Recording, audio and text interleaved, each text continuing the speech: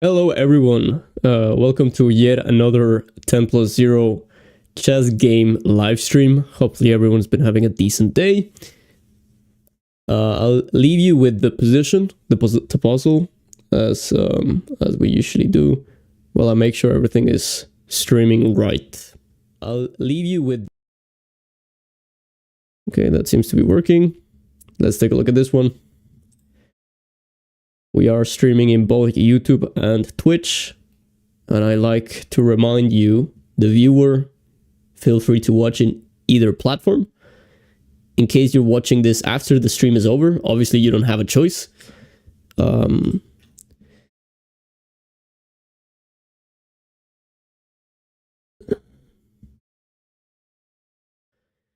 case you're watching... Okay. Give me just one more second, doing the testing of the live chat. There we go. And there we go. Okay, we're set, thankfully.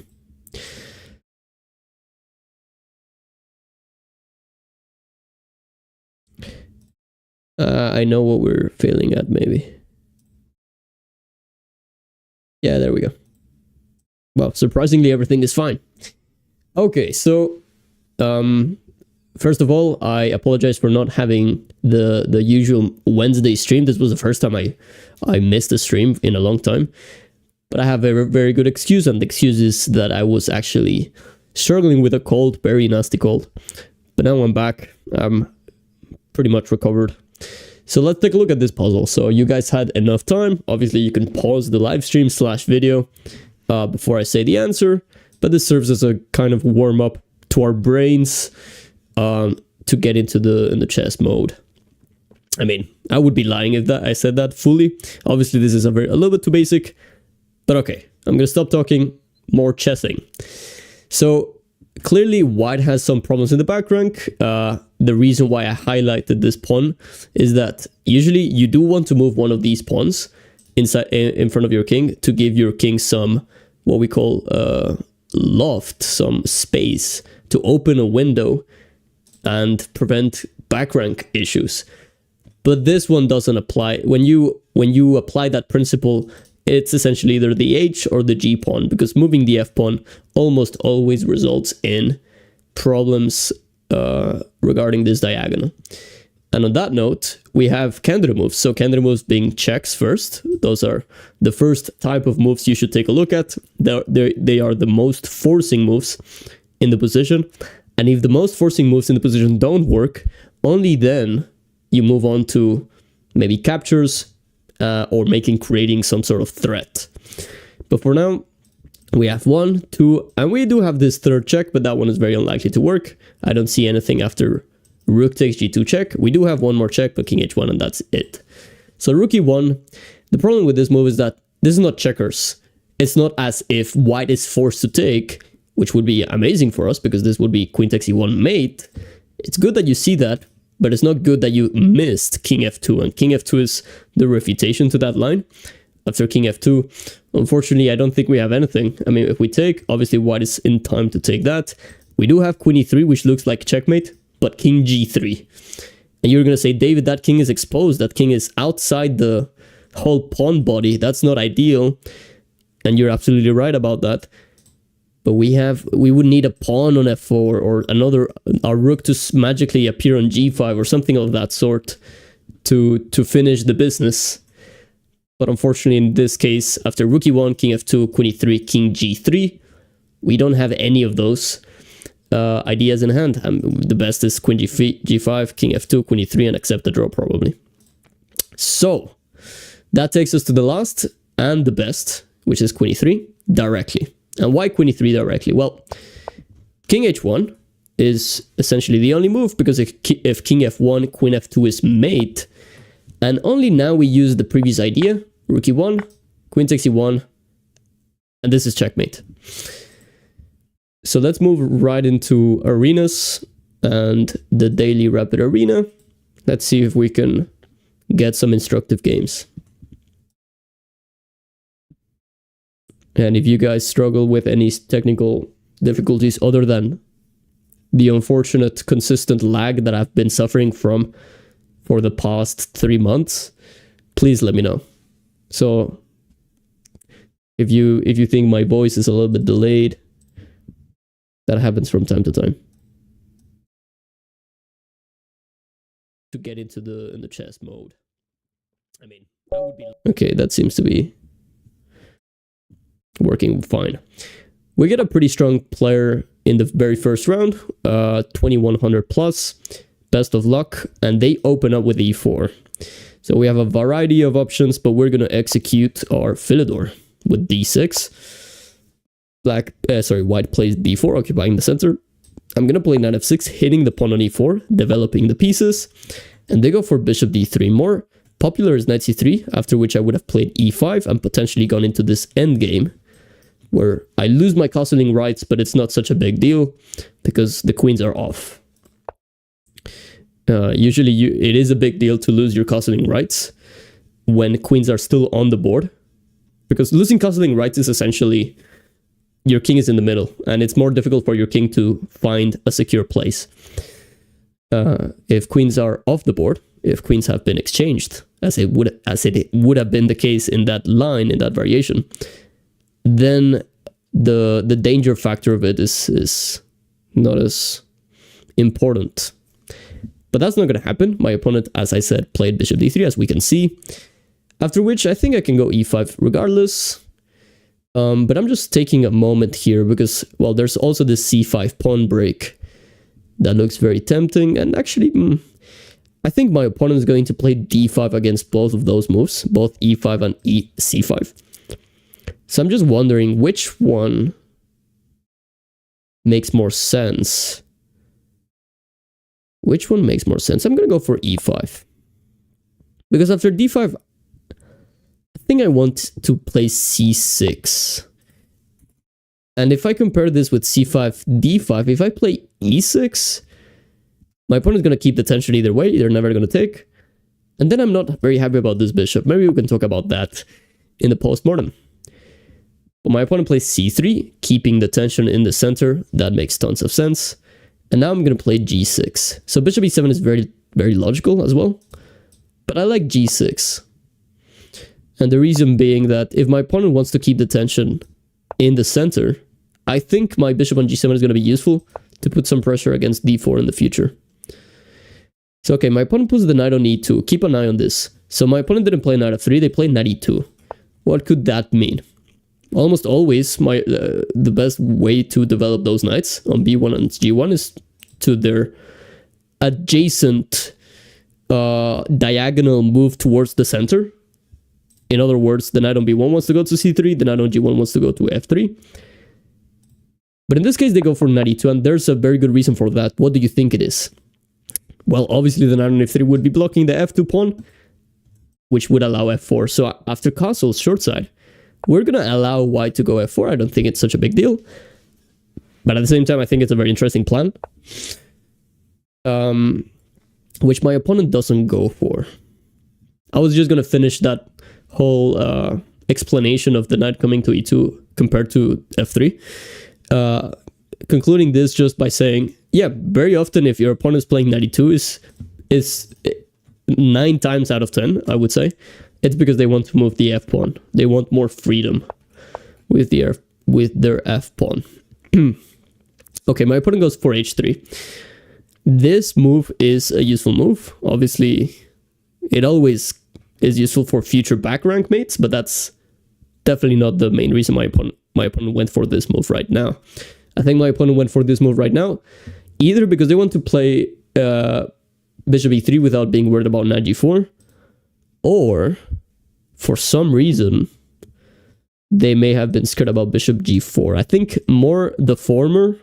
It's more likely my opponent thought about the former than the latter. But okay, h3. My opponent is preparing f4. Now, so we've done all the basics. We're out of the opening. We're officially in the middle game. We've developed our knight's bishop. We've castled. Now we have to think about these two guys. I mean, the rest of the guys, I would say. and girls. But also think about what to do in the center. What to do in the center. We can strike in the center immediately with d5. A move that many of you wouldn't consider just psychologically because we've moved the pawn once already, and moving it twice seems very nonsensical. But it makes tons of sense. The only reason why we didn't go d5 earlier, by the way, is that... I mean, we could have gone d5 earlier, by the way. I mean, it would have been possible. We can take a look at that in the postmortem. So, yeah, we could have gone d5 before, and now that we have castled and everything, it could be even in a better version. So that's an option. Is there a better way of playing? Because d5, I'm quite sure, seems very logical. As I said, it's occupying the center. Is there anything else? Well, there's also rook e8, very neutral, natural, can't be too bad move. But I would prefer d5 over rook e8. For instance, after rook e8, technically my opponent has the chance of closing things off, after which my rook on e8 would be left a little bit inactive. The only reason why I'm playing rook e8 is because after, for example, I don't know, a3, just to use this as an example, e takes d4, c takes d4, knight takes d4, this rook is immediately gaining meaning. Something that doesn't happen, obviously, against d5. Against d5, this pawn on e5 is going to remain on e5 for a long time. Okay, I'm going to go d5 then. I can't resist. The idea is if d takes e5, I go knight takes e4. That seems very good. Because then bishop takes e5 is a threat. I would be winning a pawn there. And if e takes d5, which is not going to happen, given that my opponent went for the first variation that I mentioned, I would have probably played either e takes d4 or e4 followed by knight takes d5 ideas or queen takes d5 ideas. We can take a look at that once again, as I've said 1,000 times by now, in the postmortem. We're going to go knight takes e4. We're going to take that pawn. Now we're creating this threat of bishop takes e5. My opponent blitzes out this knight d2 move, and I don't think that's right. For instance, I can take, and I think I'm winning a pawn. I can also go knight c5. But knight c5 is not winning a pawn because of knight f3. Multifunctional move. Knight c5, I thought I would be winning a pawn. I thought my opponent had to move the bishop, and then I would be winning the pawn. But they can defend the bishop indirectly by moving the knight. This is simultaneously defending the bishop and the pawn on e5. So I'm going to take on d2. I want that extra pawn. I'm going to take on d2, then I'm going to take on e5. And, well, every single time you gain material, as my coach used to say, my coach is an international master. He used to tell me, David, stop being so arrogant. But wait a second, that's not part of the argument. Now, he used to tell me, every single time you gain material, your opponent gains something in exchange, some little form of initiative. Initiative at chess is a very well-known term. It essentially means your opponent has activity, your opponent has some attack. It could be a kingside attack, it can be attack on your pieces, it can be, I don't know, pressure against your structure. In this case, it's in a form of, the initiative is a kingside attack.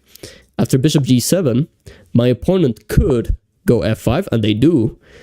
And now all of a sudden, sure, I am up a pawn, but my opponent's pieces seem to be all heading towards the king side. This knight could jump to f4, and then there's some pressure against my king, and my pieces are very underdeveloped.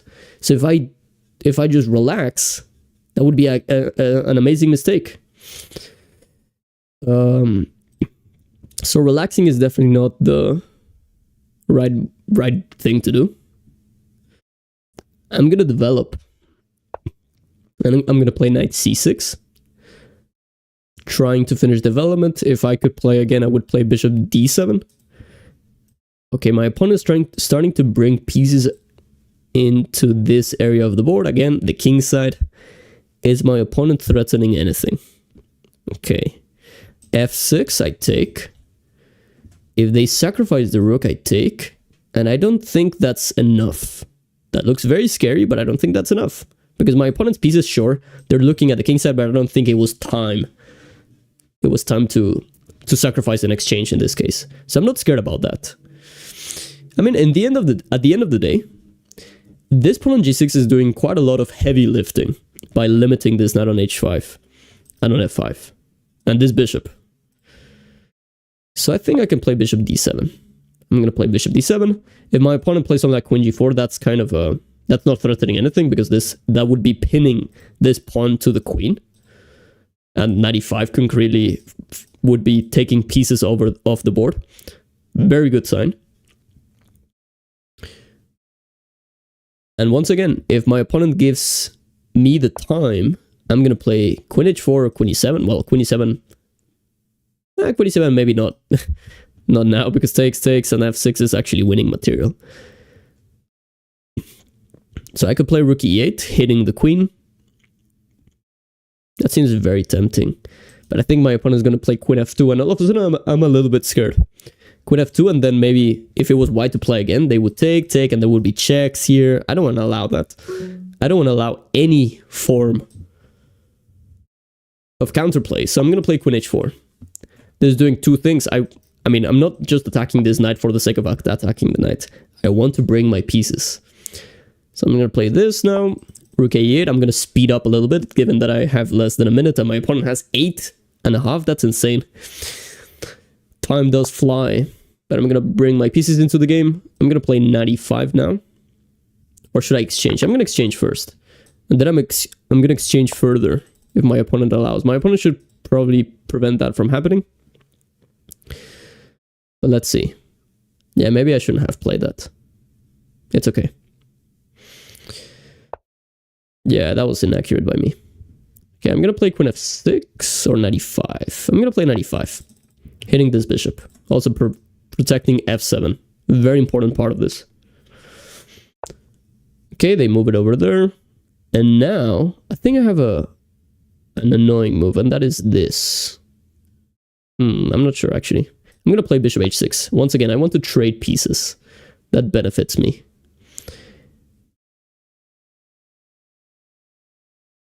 But actually, I'm realizing that may have been a blunder by me.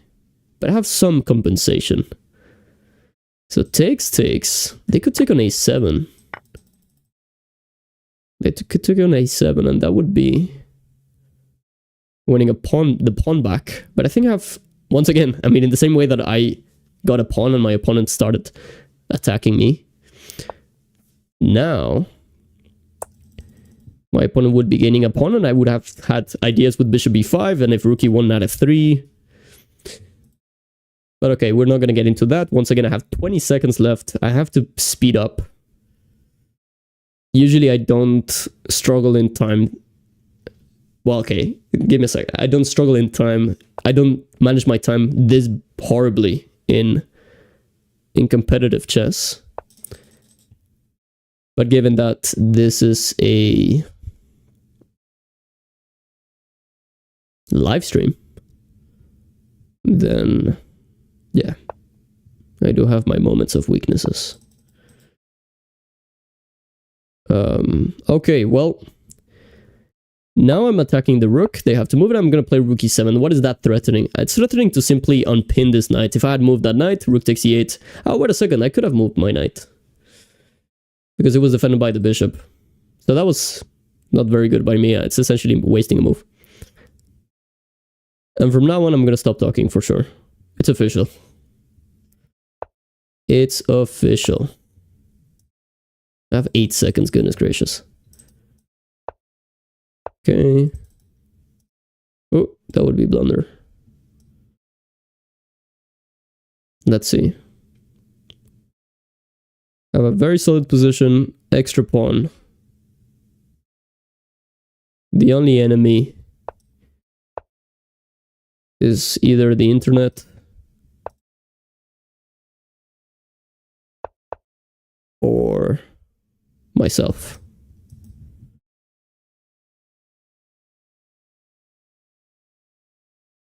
Let's see.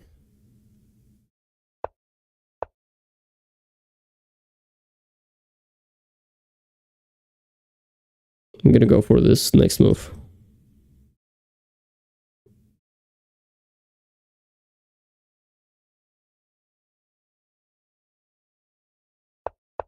Oh, that was an annoying move.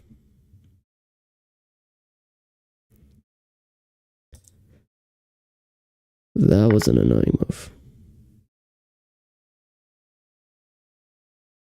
Let's go queen g7 now. Because if I take on g6 after I've taken g6, rook g4 would be winning my queen. We can take a look at that in the postmortem. They don't go for it. Wow, they forgive me. Big moment here. I'm gonna go e3 if they allow me.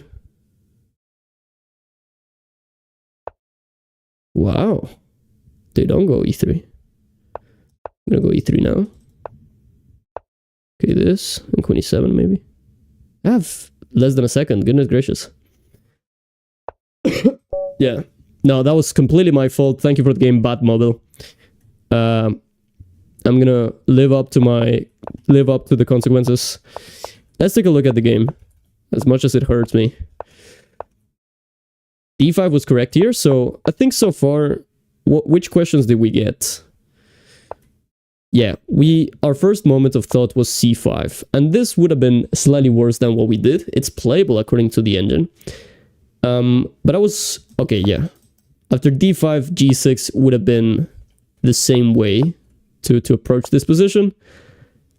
Although after d5, we shouldn't have gone g6. It would have been better to go knight b7. Okay. But did this not happen in the game? They played this. We get g6. And once again, d5, the second part of the second question we had during the game. Yeah, this was playable. And not only playable, but recommended by the engine. So d5 here, without waiting, like immediately d5, striking the center would have been good. But okay, g6 and bishop b7 is completely fine as well. f4 here would have been possible, but not the best. Because we simply go knight b7, and it does seem very scary, but it's only scary if you take. If you keep the tension, everything is fine. It just looks like white is dominating the center, because in a way, all of those pawns are occupying the center.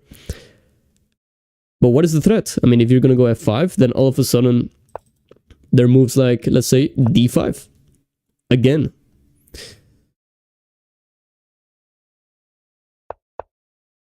So we go d5, and essentially we're close to equalizing, and after this we're just winning a pawn. f4, f5 is a very... I mean, the engine doesn't think it's the best try, but I think humanly it's probably the best try. And then, yeah, knight e5 here, queen h4. Bishop d7 seems to be a mistake. Knight e5 is what the engine says. And what about bishop c2, and then bishop d7? Why not bishop d7 right away? Wow, look at this. So immediately, we both went wrong because we both missed knight h5. And this would have been an amazing idea.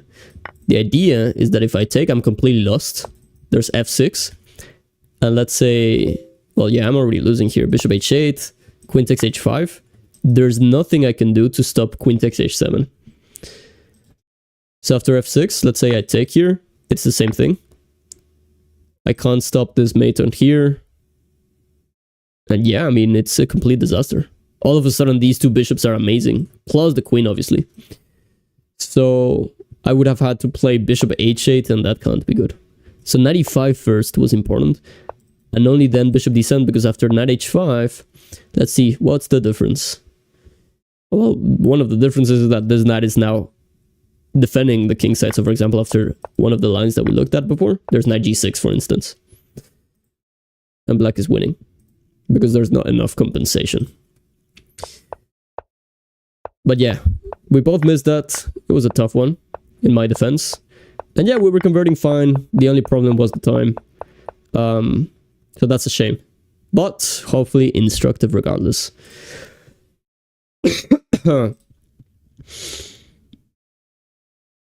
Yeah, I managed my time poorly. This is what's getting on the way of these instructive videos, actually.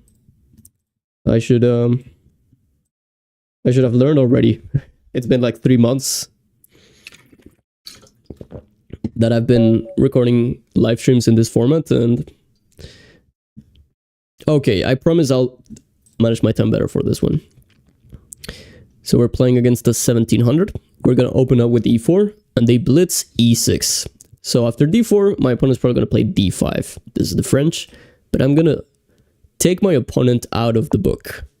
Out of the opening book, I'm going to play f4. This is a sideline, not as popular as d4, and certainly not as good as d4. So f4 is not as, definitely not the objectively best move. The engine is not going to like it, but it's sound. It's not playing for tricks. It's just, it has a different plan. So my opponent plays d5, I'm going to play e5. Advanced French style. So the French, one of the ways you play against the French is you occupy the center your opponent is allowing you to occupy. In the same way that the best way to play against sacrifices is accepting the sacrifices. So it's a very principled approach. Black plays c5. I'm gonna play knight f3 first, developing my knight. Very natural is to play knight c6 here. There's also f6. And some people even play d4 in this position. But my opponent plays knight d7. Insane. Insane how resourceful chess is, because I've had this position multiple times. And yeah. I'm just amazed at the how you can play this opening so many times and then your opponent just plays something you don't know. So after knight c6, we can talk about that in the postmortem. I would have played c3. And there are many ways to play for black, but ultimately in order to punish this f4 from white, you have to go d4 in the right moment as black. And once again, we can talk about that. If you guys are French players and you're interested, stick around for the postmortem. But they get knight d7, and knight d7 is not a very good move. This knight doesn't belong on d7. It's blocking the bishop. So it seems like a weird move, but okay. I'm quite sure there's some way black can find an excuse. Maybe they want b6 and develop this bishop over here. Who knows? But I don't think it's a good move. Now, I don't think it's a good move, but let's keep an eye on the clock and let's keep an eye on how to actually refute this. So, knight d7, let's continue developing our pieces. Actually, let's continue with our plan. My plan originally was playing c3 and d4, not d4 right away. If I played d4 right away, after takes, sure, I could take with the piece, either the queen or the knight, preferably the knight, so my queen doesn't get hit. And yeah, it's fine. But do you know what's better? Taking with a pawn. Taking with a pawn could keep that extra advantage in space, support the e5 pawn after f6 ideas.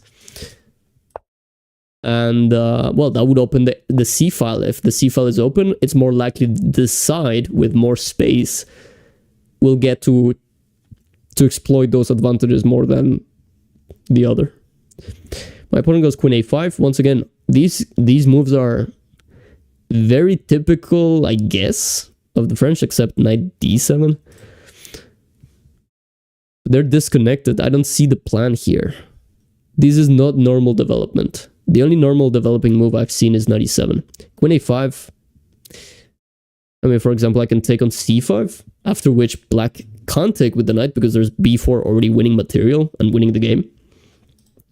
D takes e5 would force queen takes c5, or else obviously black is down a pawn. Do I want to break the tension? Takes. Do I want to attract that queen on a5? The queen on a5, the only idea I see useful in this move is that black wants to take on d4 without allowing c takes d4. So that would be forcing me to take with a piece, potentially. Now, as soon as I said that, I had an idea.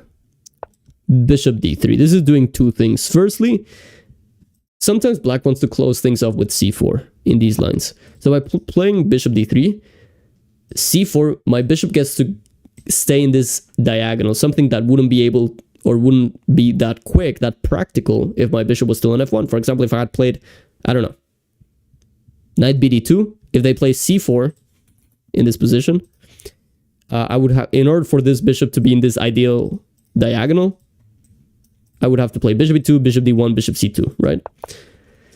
Okay, let's move on. Let's keep an eye on the clock, as I said. The second idea was if c takes d4, I was going to go b4, queen b6, take with the pawn, sacrifice the pawn on b4, and play with the compensation. Okay, my opponent goes for knight g6. Knight g6, I'm going to simply castle. Very natural move. Obviously, knight takes f4 is out of the question. My bishop on c1 is keeping an eye on that pawn. And yeah, I mean, my opponent goes queen c7 back. So what was the idea of queen a5 if you're going to go queen c7 either way? Excellent question. Yeah, queen c7 is not creating any threat.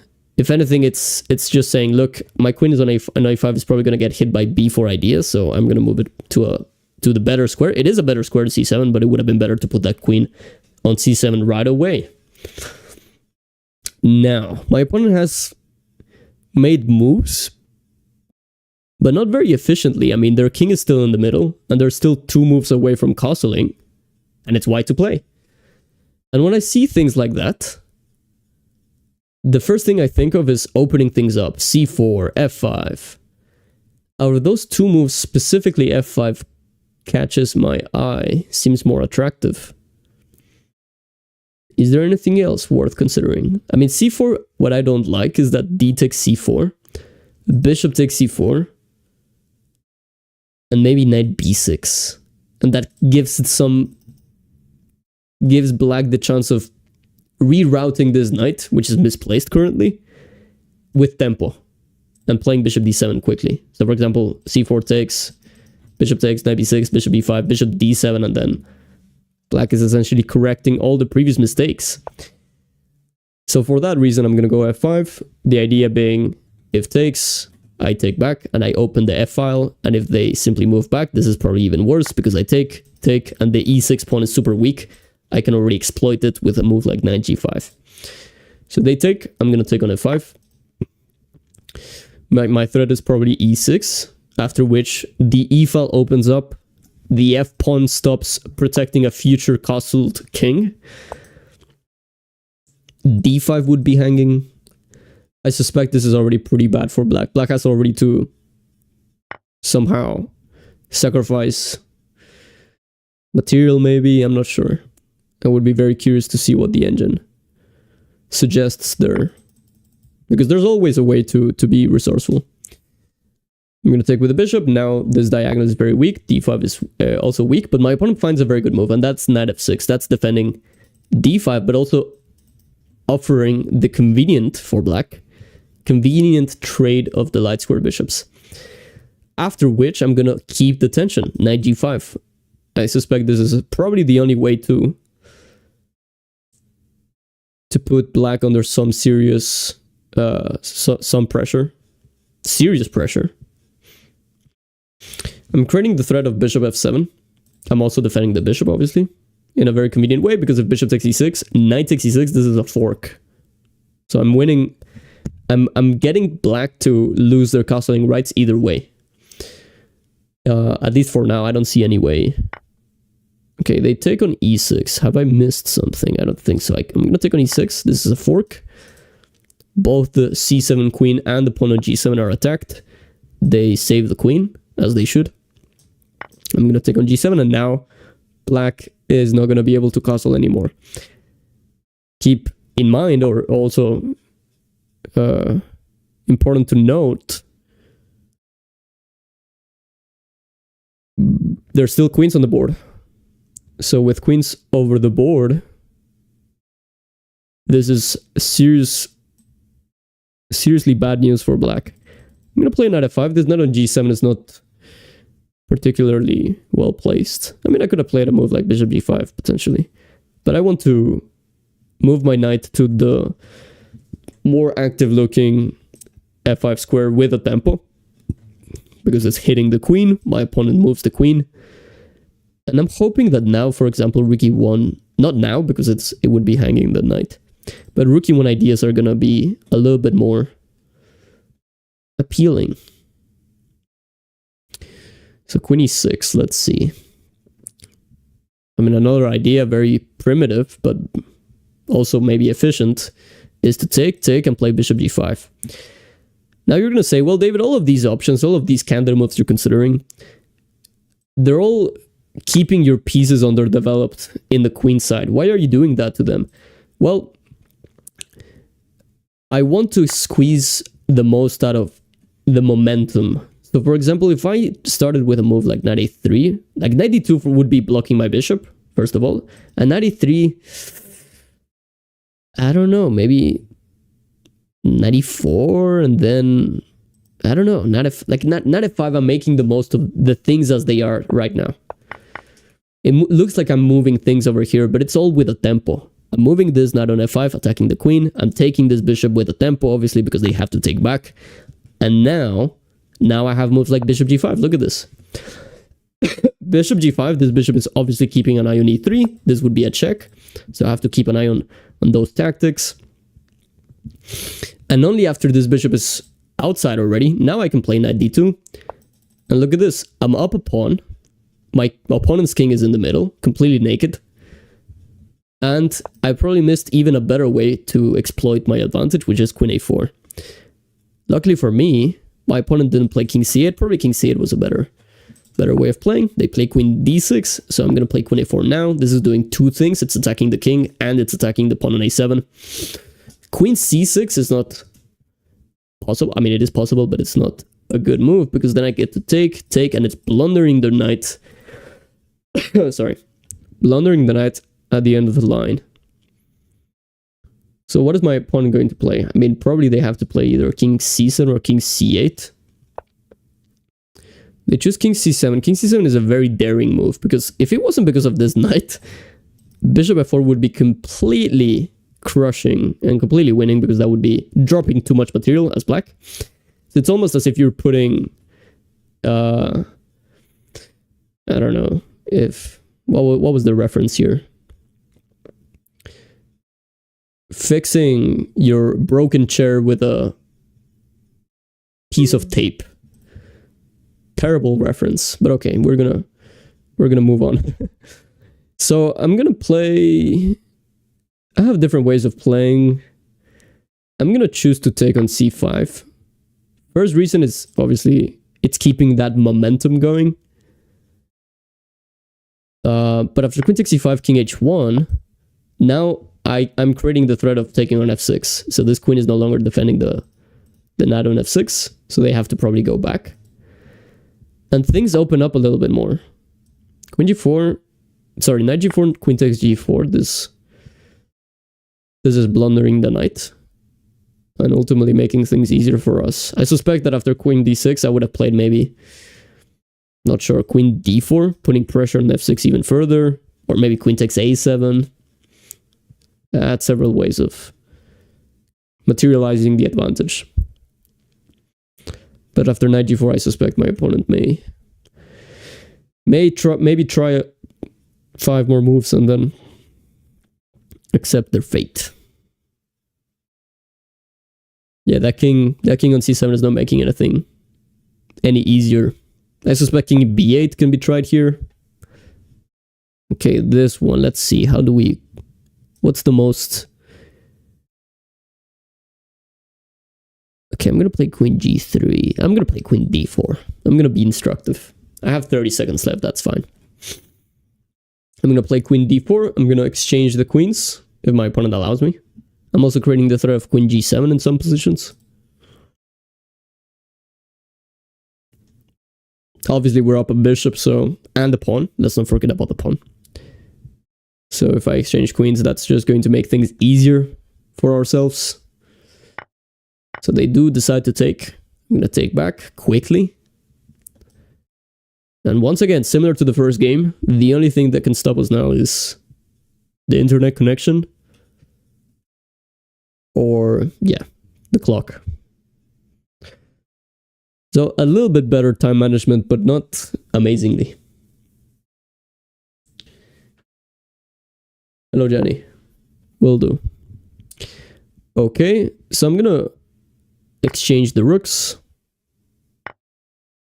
I'm gonna bring the rook to e1 to prevent knight e6. I mean, not such an important moment, or not such an important move, I should say. But you want to be accurate as you can be. I'm gonna defend this bishop with knight f3.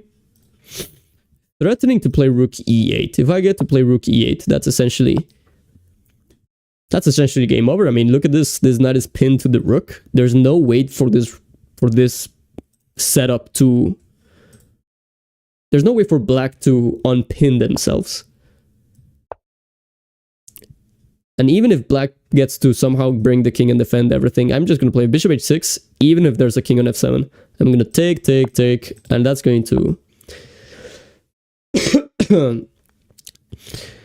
that's going to simplify further.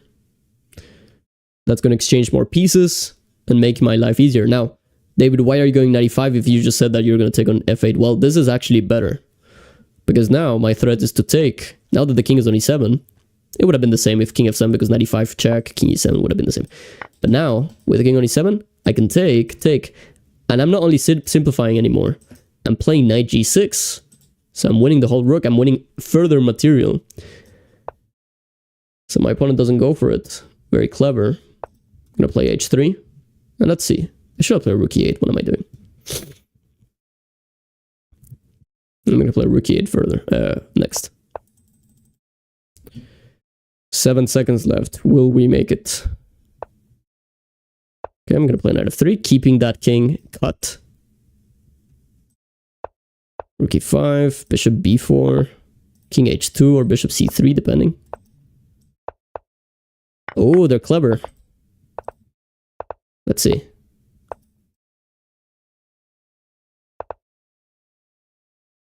Let's go here.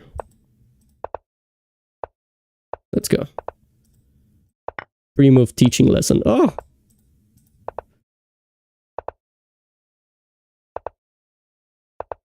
Let's get rid of the pawns first, so in case we flag, we're still not gonna lose. I'm gonna sacrifice the knight. Oi! Yeah. I'm gonna promote. Hopefully my opponent doesn't find any way to... My goodness, my opponent tricked me. That's so poor by me. Thank you for the game. We have to give it to our opponent. They fought till the end. I thought they were gonna play king b8. Goodness gracious, I'm disappointing everyone here. Let's play one more game. So far, this has been the worst results I've ever got in a stream. A loss and a draw like that? That's insane. Okay, I mean, to be fair, I am constantly paranoid about my internet, so under normal circumstances, I would trust that those 2 seconds, as long as I pre-move, they're not gonna go lower than that, but yeah, that's my excuse at least. Okay. Instructive game regardless. Goodness gracious, I hate myself currently. We're gonna open up with e4 again. My opponent responds with e5. Let's see. This is the first e5 we've got in a long time. Usually my opponent goes for either the Caracon or the French or the Sicilian. So e5 we haven't met in a while. We're gonna play knight f3. Actually, that's a lie. I think we got a reversed Philidor a couple of streams ago. Now, after knight f3, there are 2 main ways black plays: the Petrov, the Russian defense, which is knight f6, and knight c6, a more natural defensive move. They go d6. This is the Philidor. This is what we play with the black pieces, actually. Not under this move order, maybe. Actually, yeah, we do. And the idea of the Philidor is essentially, it looks passive. It is passive. But the idea is to keep things under control. It's kind of building a small fortress that is difficult to break. There are different ways you can play against the Philidor. And one of my favorite is actually playing a Philidor yourself. And this may seem confusing for some of you, but you see, the Philidor is what we call setup chess, a scheme. It's like the King's Indian defense. You can make those moves regardless of what your opponent plays, because they're in your part of the board, in your territory. So by playing bishop e2, I'm essentially going to do the same thing my opponent's going to do. I'm going to play d3, cause a short side, knight bd2, c3, and play in that setup, in that schematic way. Now my opponent goes h6. I'm going to cause a short side. h6 is kind of as a famous streamer once said, enigmatic move. h6 is, I'm not sure what that is doing. Sure, it's a useful move, but black could have done that later on. They play knight f6. That's hitting my pawn. I'm going to defend it with d3 as planned. And now I'm going to make a move that is very double-edged, very interesting. That's c4. So c4 is weakening the d4 square. My opponent decides to immediately jump into that square. I don't think that's the best. We're going to talk about that potentially in the postmortem. Oh, sorry, I forgot to analyze the last game. You guys should have reminded me. I forgot about that, sorry. Completely my fault, though. Maybe we can do that if we get time. Okay, for 1 second trick. Do you play viewers? Unfortunately, no, I don't do that anymore. I stopped once you guys started cheating against me. Oh goodness, I got personal very quickly there. I mean, it's no one's fault, but you know, that's how the internet works. Unfortunately. So c4, the idea is that I'm gonna get my own knight to d5, but it's very double-edged. As I said, it's weakening the d4 square. My opponent decides to immediately jump into that square, but after takes, the point of having a weakness on d4 is to occupy it with a piece. Occupying it with a pawn is almost always not as efficient. So that's why I think it was a mistake. A much more logical move would have been maybe bishop g4, with the idea that if I play something like h3, takes, and then you get to play knight d4. And that is, yeah, properly explaining that. Unrated though. Even unrated. I'm sorry. You didn't know that? In terms of the reason why we stopped playing against viewers?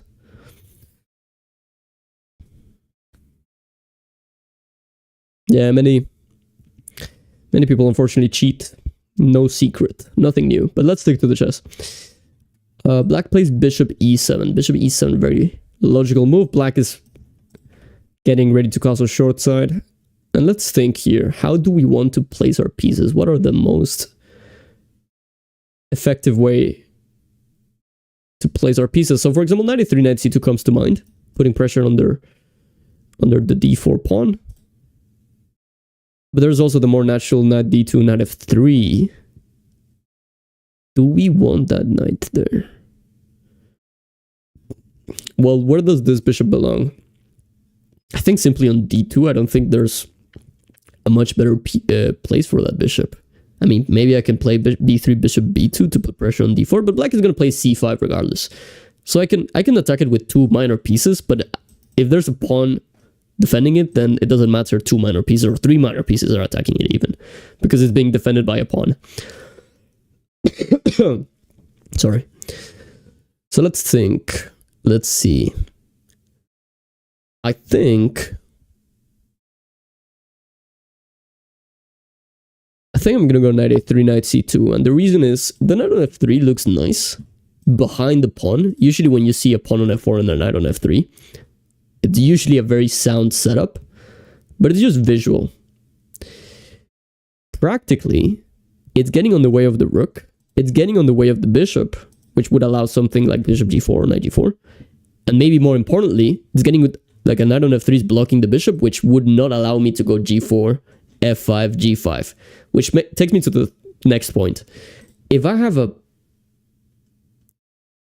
kingside majority, as I do right now, or it seems like it, at least because this pawn took here, so I have kind of a more present body of pawns in the kingside, I want to go g4. So that's, I think, ultimately what led me towards putting this knight on c2 as opposed to f3.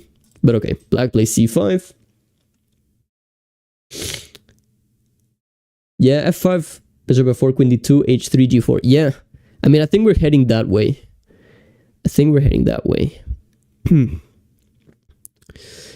Now, do we go g4 right away? Do we go f5? Do we go king h1? What should we do? We go f5 quickly. Maybe we're allowing some knight d7, knight e5. We have to keep an eye on not playing f5 prematurely.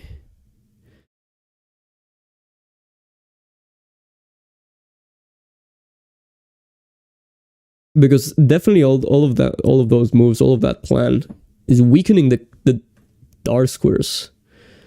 So actually maybe now I'm kind of, at the same time it's blocking. Yeah, it's a double-edged thing. I'm not completely devastated. I think the knight on c2 is very useful. Another plan is b4, by the way, but it's not creating any threat. Black can play, I don't know, bishop d7 or, I don't know, a very neutral move. Let's say, well, it's hard to find a useful move for black. Maybe rook e8. And my point is, if I take, yeah, maybe this is not what I want. Or maybe it is, because then I have bishop f3, rook b1 ideas. Very rich position. You know what I'm going to do? I'm going to play king h1. The king on h1 is definitely better than on g1. We have approximately 4 minutes left, so let's keep an eye on that as well. So king h1, that's doing also, or that's allowing me also to play g4 and rook g1 ideas. So that maybe proves useful. They go b6. So this bishop is coming to the b7 square, presumably. Let's think here. I mean, let's think every single time. So they play b6.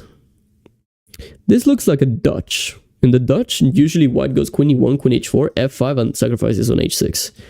But as soon as I go queen e1, queen h4, obviously knight takes e4 is a tactic I have to be aware of, because there's a bishop on e7. Usually in the Dutch, there's a bishop on g7 rather than on e7. So those are the differences. Those are the differences. Okay, we have to make a move because, again, let's not repeat what we've been.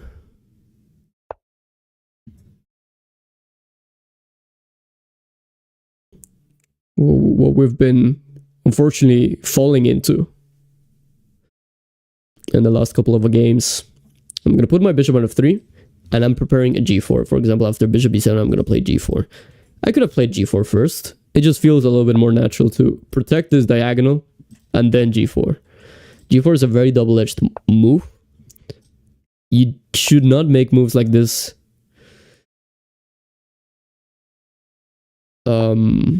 casually.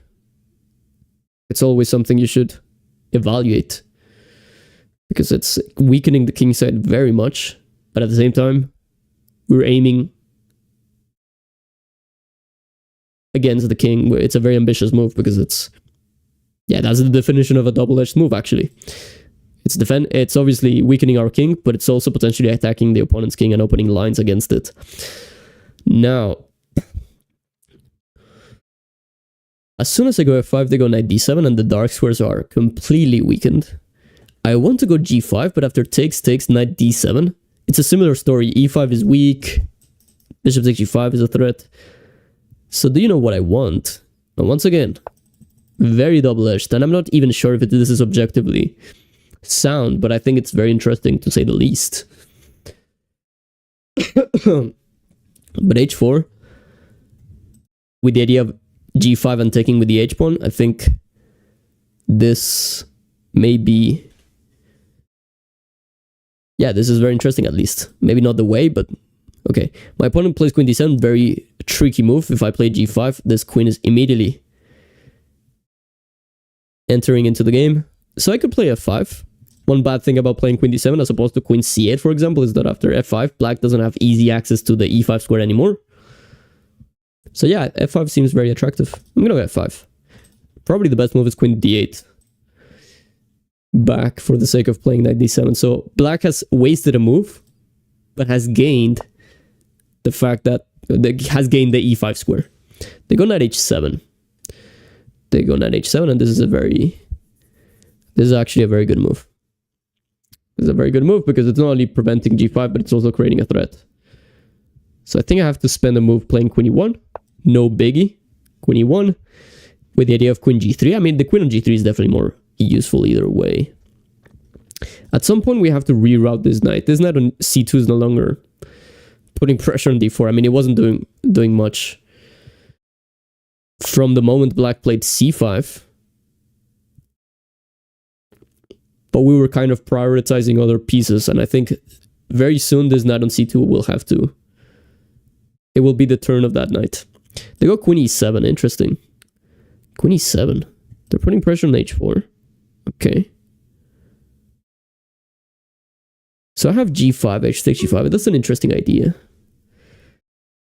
I don't think I have anything else, by the way. I think I have to go for this. Yeah, my opponent's playing well.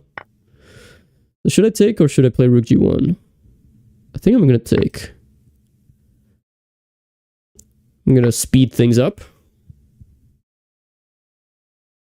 Okay, let's go rook g1, putting pressure. Bishop takes g5 is a super threat. They go here, but that's blundering. Because I can take on e5. And this is pure tactics. We can go through these moves a little bit slower in the post-mortem, and I promise I won't forget about the post-mortem this time. But definitely tons of things happened in this portion of the game. Ultimately, once the dust settled, which is the current position right now, we seem to be simply up a whole bishop. I mean, black has a pawn in exchange, but that pawn is not enough to compensate. And with bishop h5, my last move, my idea is bishop g6. Black has no other way of... I mean, black has no way to prevent this bishop takes h7 move, which would simplify things further. But I could... Yeah, okay, let's just make things easy. So we're completely winning for the third time. I arrogantly say. I mean, let me be a little bit arrogant at least, guys, please. I completely messed up my time management in the previous games. I deserve to be a little bit arrogant. Come on, I'm joking. Now, arrogance is obviously... Okay, let me stop talking. That's a good idea, David. Stop talking. With rook g2, my idea was rook h2. And actually, I have a secret idea with this b3 move. Obviously, b3 is defending the pawn. But my idea was bishop a5, which my opponent gives me with an extra pawn for some reason. And bishop a5 is keeping this king kind of in jail. So yeah, my opponent's playing good moves. I'm gonna pre-move knight g6 potentially. Ah, bishop d8 maybe is a good move. I'm gonna read that very soon. But thank you for the subscription. Taco Bellis. I'm gonna play knight g6 next. Or rook b1 maybe. Okay, I'm panicking. This is a panicky move. But it technically works. And my opponent doesn't take. Wow. My opponent's playing well. Yeah. I'm gonna mess this up again. I have 1 second left. Goodness. I should take a look at these more often. Yeah, I'm gonna mess this up again, guys. I'm sorry about that. Completely my fault.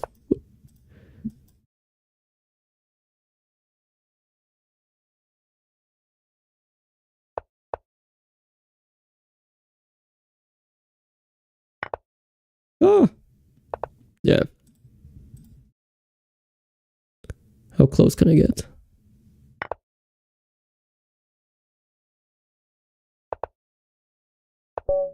Oof. That was close. Thank you for the game, No Match Chess. Yeah, terrible. I mean, I'm gonna call this stream the worst time management you've ever seen in your life. Goodness gracious. But okay, the games were decent. I'm gonna analyze that and go cry in corner of my room.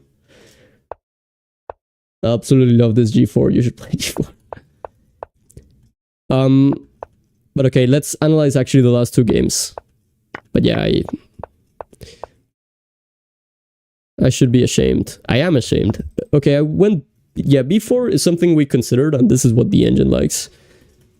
But before that, we actually had another... Oh yeah, bishop g4. We were talking about this, and this would have been a little bit more logical for black. But knight d4 immediately gives white a +1 advantage that we enjoyed a little bit too much. I talked way too much. And yeah, I mean, we played reasonable moves. Here, bishop f3 immediately would have been good. I guess it's already... It's stopping the idea of b6 as a whole, because after this... sorry, we're winning the rook immediately. So bishop f3 is a move that we want to make any either way. But by playing it first on top, like first, as opposed to king h1, we're preventing black from playing b6. So it's killing, sorry, it's hitting a bird, sorry, 2 birds with 1 stone. Not the other way around. So king h1, I mean, decent move, but bishop f3 would have been very nice. And then we went g4. And once again, b4 would have been better with the idea of simply occupying space in the queen side, apparently. So we don't have to go for a king side attack. I think we were a little bit too focused in the king side attack, once again, because of this pawn body. And it is possible to planify around that. But the engine likes going for queenside expansion. So bishop d2, rook b1, and putting some pressure in that way. a4, a5. But okay, we went g4, and we went h4. And as I said, yeah, we kind of knew that this is objectively probably dubious. But humanly looked very interesting, because all of a sudden g5 is something to worry about. We went f5, and this is a mistake. Now, queen d8, I thought would have been the best, but actually my opponent played an even better move, knight h7. Complete credit to them. Queen e1, they go bishop f6. Apparently b5 would have been very strong, undermining the structure. Obviously, if black gets to play b takes e4, d takes e4, e4 is very weak, d4 becomes a passed pawn. That's a very big problem. So after this, I would want to play b3, but apparently this is a big problem either way.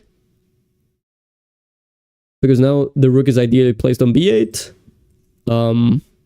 Yeah, this is -1, already a big advantage for black. So bishop f6 is allowing me to get back in track. And yet this is around equal. Rook g1, very important move. And black had to play f6 here, yeah. But instead queen e5, and now I'm completely winning. But then let's not take a look at what happened in the game, because yeah, stream time is precious. That's a very good one.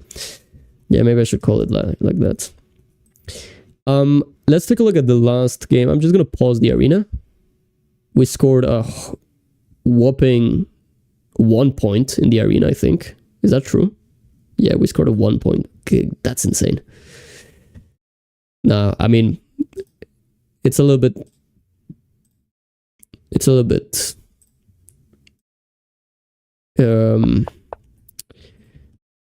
it's just, yeah, it's out of, yeah, you can't afford to be doing this. Like, you have to take a look at the time. It's all I'm torturing myself. That's all I'm doing. Now, this game was interesting because we played this sideline, and they went knight d7, and automatically white is already slightly better. Black usually goes knight c6, and this is the right way of playing.